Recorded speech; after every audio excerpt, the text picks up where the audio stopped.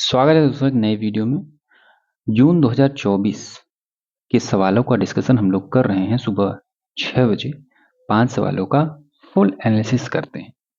दोस्तों आज के सवाल हैं, पहला, निम्नलिखित संतों को कालानुक्रम में व्यवस्थित कीजिए, पहले से बाद। ठीक है, 1 मिनट, ब्राइटनेस थोड़ा सा बढ़ा। ओके दोस्तों, पहला है रामानुज, अंडाल या आंडाल, अंडाल इसको बोलते हैं, और रामानंद कुंभन दास। इसमें आपको बताना है पहले से बाद में, यानी लगाना है आपको कालानुक्रम में। चलिए अब लगाते रहिए, हम बात करते हैं शुरुआत से। रामानुज की बात करते हैं दोस्तों, तो ये इनका समय काल आता है 1017 से 1137, 1017 to 1137। रामानुज जी श्री वैष्णव परंपरा के महान आचार्य थे। आपको अगर स्लो लग रहा हो तो तेज कर लीजिए। वैष्णव परंपरा के महान आचार्य थे। विशिष्टाद्वैत सिद्धांत, विशिष्टाद्वैत वेदांत दर्शन की स्थापना की और भक्ति आंदोलन को संगठित किया था इन्होंने। यानी भक्ति को दार्शनिक आधार दिया रामानुज ने, और दक्षिण भारत में वैष्णव धर्म को काफी मजबूती प्रदान की। इनकी एक रचना है श्री भाष्य करके, और श्री भाष्य दोस्तों ये ब्रह्म सूत्र पर टीका है।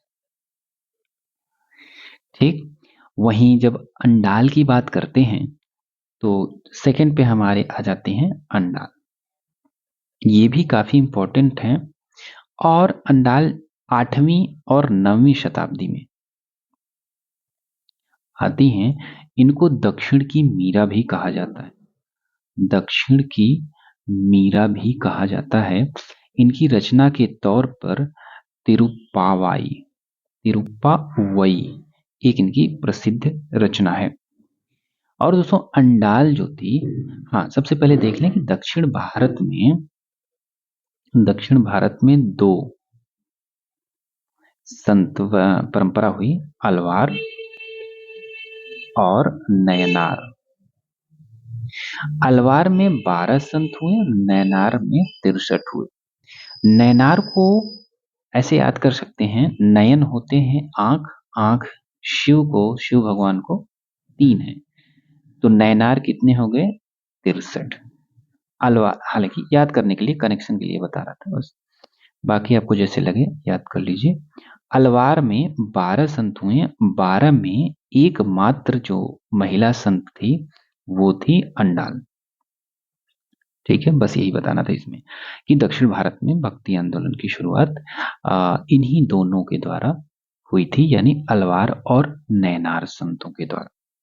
जब रामानुज की बात करते हैं दोस्तों, तो ये 14वीं से 15वीं सदी तक माने जाते हैं, क्योंकि इनकी जन्मतिथि को लेकर थोड़ा सा मतभेद है।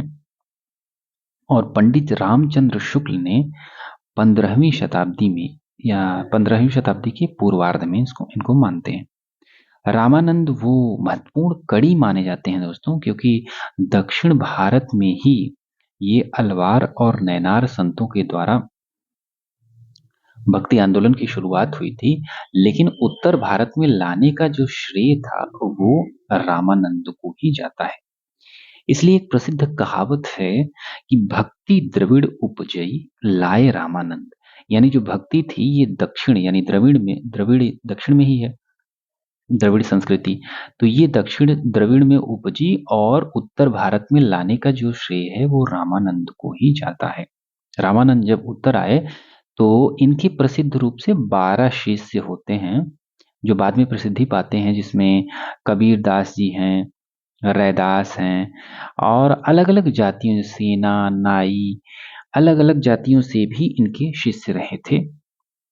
और श्री रामार्चन पद्धति का इन्होंने विकास किया था, श्री रामार्चन पद्धति। और इसको वैष्णव मताब्ज भी कहते हैं। वहीं कुंभन दास की बात करते हैं तो कुंभन दास के तौर पर दोस्तों कौन आते हैं, ये अष्टछाप के कवि में सबसे वरिष्ठ हैं। अष्टछाप के कवियों में सबसे वरिष्ठ हैं और सबसे वरिष्ठ के तो हैं, इनके एक स्फुट पद है। कुंभन, इनकी एक रचना है स्फुट पद। हालांकि इन्होंने बहुत कुछ नहीं लिखा है, लेकिन स्फुट पद लिखा है जो बहुत प्रसिद्ध है, जो कृष्ण भक्ति पर आधारित है। ये महाप्रभु वल्लभाचार्य के शिष्य रहे हैं। अभी हम अष्टछाप की बात करते हैं दोस्तों, एक मिनट, ठीक है। तो जो कुंभन दास थे वल्लभाचार्य के शिष्य थे, मुगल दरबार में रहते, मुगल दरबार में यानी मुगलों के समकालीन थे, अकबर के समकालीन थे। अकबर ने इनको दरबार में बुलाया था तो इन्होंने एक प्रसिद्ध पंक्ति कही थी जो आज भी बहुत फेमस है। वो है कि संतन को कहाँ सीकरी सो काम, यानी सीकरी उस समय मुगलों की राजधानी थी, फतेहपुर सीकरी। उन्होंने कहा कि संतों को सीकरी यानी दरबार में क्या काम है भाई, ठीक है। तो इस तरीके से हमारा ये कंप्लीट हो रहा है, लेकिन अष्टछाप की बात करेंगे इसके पहले हम इसके आंसर्स को देख लेंगे। तो क्या है, पहले बी आता है अंडाल, जो कि 8वीं 9वीं शताब्दी में है। उसके बाद ए आते हैं जो 1017 से 1137 के बीच में माने जाते हैं, और ए हो गया। फिर सी आ जाएगा, फिर सीधे सीधे 14-15 century, and then after Kumbhan Das आते हैं डी में, ठीक, ये आंसर हो जाएगा। लेकिन हम अष्टछाप की भी बात कर लें दोस्तों। अष्टछाप काफी इंपॉर्टेंट है। अष्ट मतलब होता है 8, छाप मतलब होती है मुहर कह सकते हैं, या हाँ मुहर कह सकते हैं। यानी ये इनका इसका उद्देश्य था, अष्टछाप का क्या उद्देश्य था कि भगवान श्री कृष्ण की 8 पहर, 8 पहर होते हैं ना, 8 पहर में सेवा करना, कीर्तन करना, इसके लिए 8 लोगों को या 8 कवियों को नियुक्त किया गया था कि भाई आप अपने अपने पहर को ध्यान से देखिए, सेवा कीजिए, कीर्तन कीजिए। तो इन्हीं को अष्टछाप कहा गया। चूंकि ये सब कवि थे, शिष्य थे, और ये मुख्य रूप से 2 लोगों के शिष्य थे। हालांकि ये कब गठित किया गया था, तो ये 1565 में अष्टछाप कवियों का गठन किया गया था। किसके द्वारा, तो ये गोस्वामी विट्ठल नाथ थे, इनके द्वारा किया गया था। और गोस्वामी विट्ठल नाथ के पिता का नाम क्या था, ये थे वल्लभाचार्य, ठीक। गोस्वामी विट्ठल नाथ द्वारा ये स्थापित किया गया था। तो वल्लभाचार्य के 4 शिष्य थे, और गोस्वामी विट्ठल दास के 4 शिष्य, यानी 4 शिष्य इनके, 4 शिष्य इनके थे। किनके किनके, वल्लभाचार्य के 4 और गोस्वामी विट्ठल दास के 4। चूंकि वल्लभाचार्य इनके पिता थे, तो इसलिए ये जो 4 शिष्य थे ये पुराने थे। और पहले कौन थे इसमें, कुंभन दास, कुंभन दास थे, जो कि सबसे वरिष्ठ से सबसे बड़े थे। दूसरे थे दोस्तों सूरदास। सूरदास को अष्टछाप का जहाज कहा था विट्ठल दास ने, यानी इनके गुरु ने, ठीक। उसके बाद तीसरे में परमानंद दास आते हैं, परमानंद दास। चौथे की बात आती है कि तो चौथे कृष्णदास आते हैं, ठीक। अब वहीं 4 ये हो गए, कुंभन दास, सूरदास, परमानंद दास, कृष्णदास। गोस्वामी विट्ठल दास के जो 4 हैं वो कौन से आते हैं, गोविंद दास, गोविंद दास, क्षिति स्वामी, क्षिति स्वामी, चतुर्भुज दास, और 8वां है नंद दास, ठीक है। ये चतुर्भुज दास जो थे वो कुंभन दास के बेटे थे। ये पिता पुत्र की जोड़ी थी, पहले कुंभन दास और चतुर्भुज दास, ठीक है। इस अष्टछाप कवियों में पिता पुत्र की जोड़ी पूछा जाए तो पिता हुए थे कुंभन दास और पुत्र थे चतुर्भुज दास। नंददास जी जो थे, नंददास को क्या कहा जाता था, जो अंतिम थे, छोटे थे, अंतिम नहीं छोटे थे। इनको जाड़िया भी नाम दिया जाता है, जाड़िया कवि कहा जाता है। इनकी एक पुस्तक है नंददास की, ये है रास पंचाध्यायी, रास पंचाध्यायी। ठीक है, इस तरीके से ये सवाल कंप्लीट होता है दोस्तों। चलते हैं दूसरे सवाल पे। साहित्यिक चोरी, हालांकि ये प्लेजरिज्म जो है पेपर फर्स्ट में आता है, लेकिन इसमें भी दिया गया था इस बार, एक बार इस बार इस पेपर में, तो देख लेते हैं इसमें क्या है। तो साहित्यिक चोरी प्लेजरिज्म को निम्नलिखित के द्वारा नहीं बताया नहीं पता लगाया जा सकता है। तो इसका मतलब थोड़ा समझ लें, साहित्यिक चोरी है क्या। जैसे आप रिसर्च कर रहे हैं और किसी की कॉपी करके आप थोड़ा बहुत लिख लेते हैं, या 4 लाइन 10 लाइनें बीच बीच में उसको घुसेड़ के अपना बना लेते हैं कि हाँ ये मेरा तैयार हो गया। तो उसको चेक करने के लिए कि आपने कहाँ से चोरी की है, क्या किया है, तो वो होती है साहित्यिक चोरी। ठीक है, तो अब पहली बात करते हैं स्कोपस। स्कोपस क्या था? तो ये दोस्तों ये डाटाबेस था। डाटाबेस है, था नहीं, डाटाबेस है। यह दुनिया भर के शोध लेखों, जैसे रिसर्च पेपर्स हो गए, जर्नल्स हो गए, बुक्स इंडेक्स हो गए, ये इनका ख्याल रखता है, ध्यान रखता है, और ये पता लगाता है कि ये पेपर कहाँ से पब्लिश हुए और इसमें कितने साइटेशंस हैं और जनरल की रैंकिंग क्या है। तो ये सारी चीजें ये पता लगाता है। तो यानी साहित्यिक चोरी का पता नहीं लगाता, सिर्फ इसमें डाटाबेस फीड है, ये बताता नहीं। ठीक है, तो ये यही हमारा आंसर हो जाएगा। साहित्यिक चोरी का पता नहीं लगाता, लेकिन बाकी जो 3 हैं वो साहित्यिक चोरी को पता लगाने के लिए हैं, प्लेजरिज्म को पता लगाने के लिए हैं। जिसमें टर्निटिन की बात जब आती है तो ये दुनिया का प्रसिद्ध प्लेजरिज्म जो सॉफ्टवेयर, डिटेक्शन सॉफ्टवेयर है, और विश्वविद्यालय में रिसर्च पेपर को चेक करने के लिए लगाया जाता है। आई ये क्या है? आइथेंटिकेट। ठीक है, इसको ऐसे लिखते हैं आई एंटीकेट।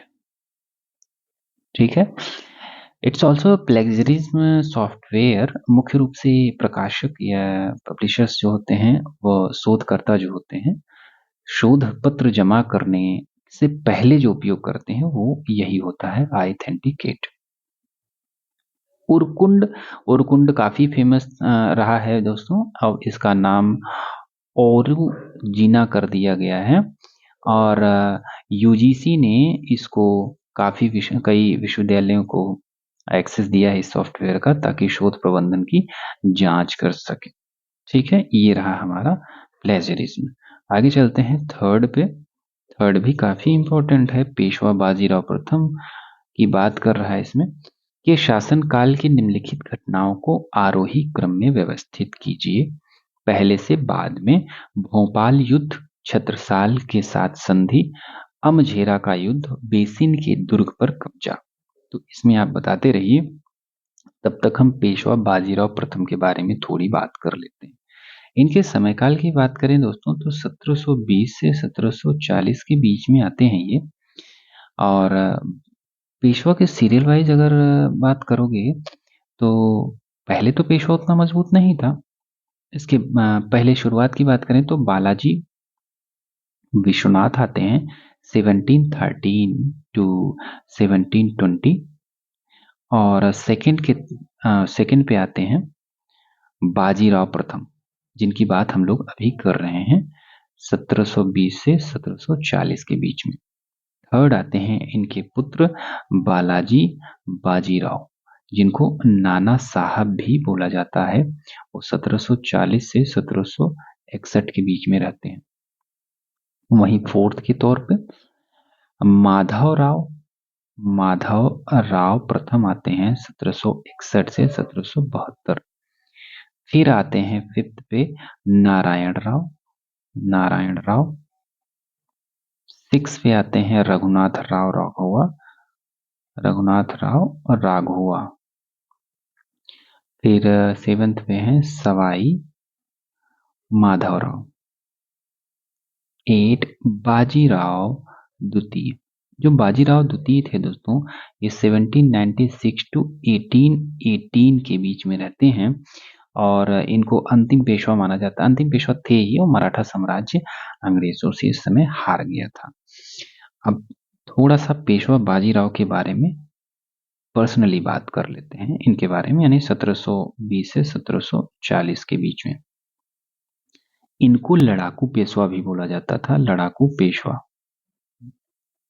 ठीक है, ये भारतीय इतिहास के उन महानतम योद्धाओं में शामिल हैं जिन्होंने अपने अपने क्षेत्र में समय में बहुत अच्छा काम किया है। इन्होंने मराठा साम्राज्य को एक अखिल भारतीय शक्ति के रूप में बनाया था और इनको लड़ाकू पेशवा या क्यों कहते हैं, क्योंकि अजेय रहे हैं, ये हारे नहीं हैं दोस्तों।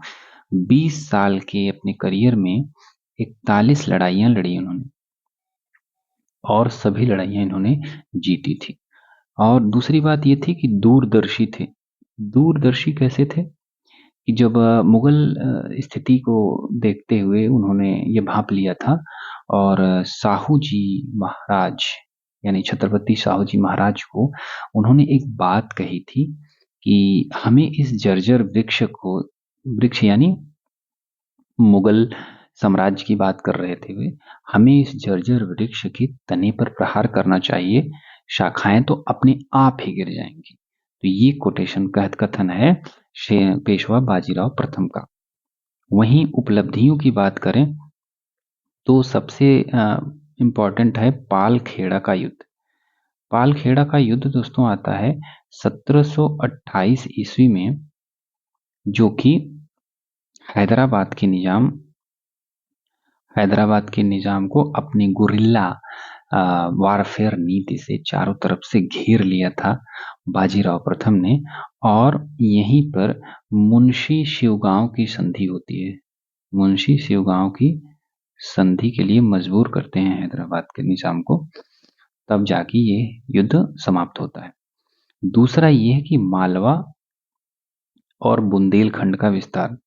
बुंदेलखंड वही मूवी में जब मस्तानी आती है मदद मांगने के लिए, तो उत्तर भारत में मराठों का वर्चस्व स्थापित हुआ ही था। और वहीं राजा छत्रसाल थे, राजा छत्रसाल जो कि बुंदेलखंड के थे, मदद की और मदद के बदले में बाजीराव को बुंदेलखंड का 1/3 हिस्सा मिलता है और मस्तानी भी मिलती है। ठीक है, शिवाजी महाराज के बाद बाजीराव ही थे जिन्होंने ये गुरिल्ला टैक्टिक्स को इतने अच्छे लेवल पे अपनाया था। इसको गनीमी कावा भी कहते हैं। गनीमी कावा किसको बोलते हैं? गुरिल्ला टैक्टिक्स जिसको होते हैं, गुरिल्ला वारफेयर जिसको बोलते हैं। इनकी मृत्यु होती है दोस्तों 40 यानी 1740 में।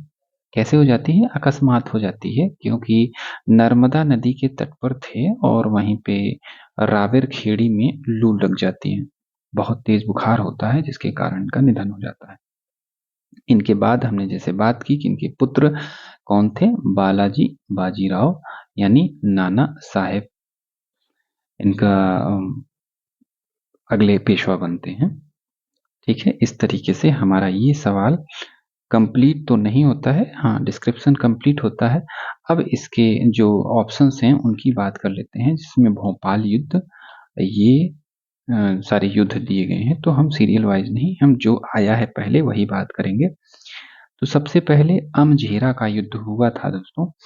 ये होता है 1728 में, जैसा कभी हमने पालखेड़ा का युद्ध भी देखा था, वो हैदराबाद के साथ हुआ था।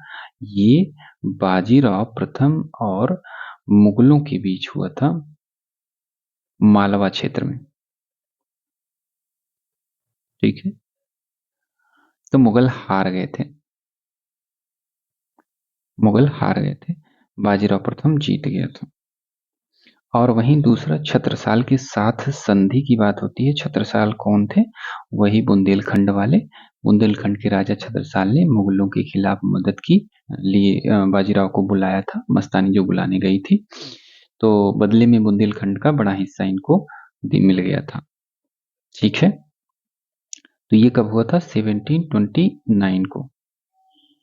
अब फिर अगला देखते हैं, भोपाल युद्ध आता है इसमें। इसके बाद भोपाल युद्ध कब होता है? 1737 को। इसमें दिल्ली पर मराठों के अधिकार यानी दबदबा दबदबा बनाने के लिए मजबूती से लड़ा गया था, जिसमें बाजीराव जीत गए थे, मुगल गवर्नर हार गया था। इसके बाद लास्ट में आते हैं बेसिन की दुर्ग पर कब्जा। ये दोस्तों 1739 में होता है और बाजीराव के अंतिम अभियानों में से एक था। इसने बेसिन या बसई किले को पुर्तगाल से छीन लिया था और इसके बाद ही इनकी मृत्यु हो जाती है बाजीराव पेशवा बाजीराव प्रथम की। इस तरीके से हमारा आंसर होगा CBAD। CBAD। ठीक है, चलते हैं अगले सवाल पे। चौथा सवाल है दोस्तों, यहूदी व्यापारी एक थे, अब्राहम पेन विच। ठीक है, भारत के निम्नलिखित में से किस शहर में कांस्य की फैक्ट्री चलाता था? ये बात पूछी गई है। हालांकि ऐसे लगेगा कि ये कौन सा जरूरी सवाल था कि कौन कांस्य की फैक्ट्री चलाता था, लेकिन अभी बात करते हैं कौन था ये अब्राहम बेनविस की बात हो रही है। ये 1133 to 49 के बीच में भारत में रहा था। भारत में रहा था, वो भी कहाँ रहा था? मंगलोर में। और मंगलोर कहाँ है? कर्नाटक में। जब ये रह रहा था तो यहीं पर तांबे और कांसे का कारखाना चलाया था। तांबे प्लस कांसे का कारखाना चलाया था, कारखाना लगाया था और इसी से बर्तन बनाकर निर्यात करता था। ये विदेशों में निर्यात करता था। और इसकी जानकारी हमको कहाँ से मिलती है? जानकारी हमको मिस्र के काहिरा